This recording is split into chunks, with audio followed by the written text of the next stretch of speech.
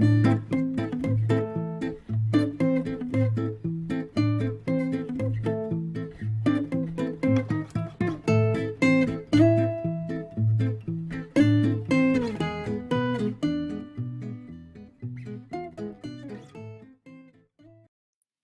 2, trigonométrie. La trigonométrie a été d'abord associée à l'astronomie.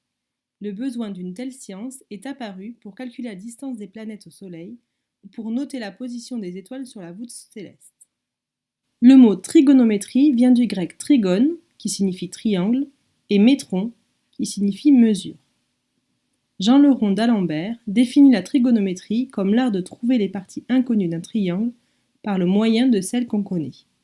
C'est bien la démarche qui est demandée aux élèves du collège dans le cas du triangle rectangle.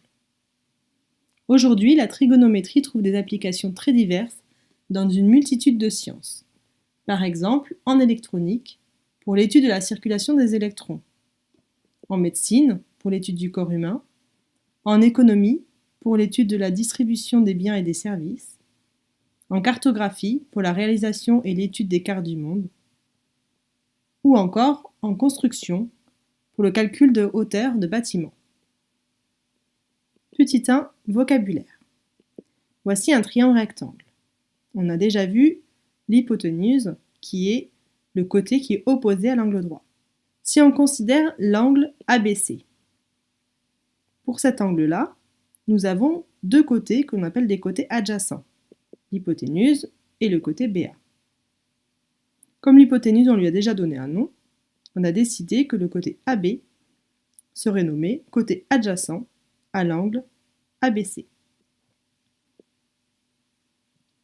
Le côté AC se trouve en face de l'angle ABC. On l'appellera donc le côté opposé à l'angle ABC.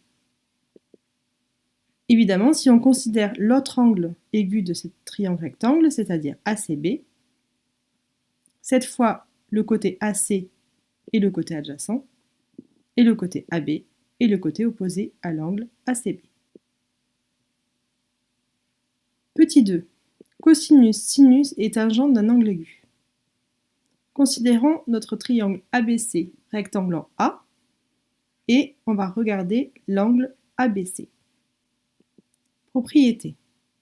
Dans le triangle ABC rectangle en A, le cosinus de l'angle ABC est égal au quotient de la longueur du côté adjacent par la longueur de l'hypoténuse, c'est-à-dire, dans le cas de notre triangle, à la longueur AB sur la longueur BC.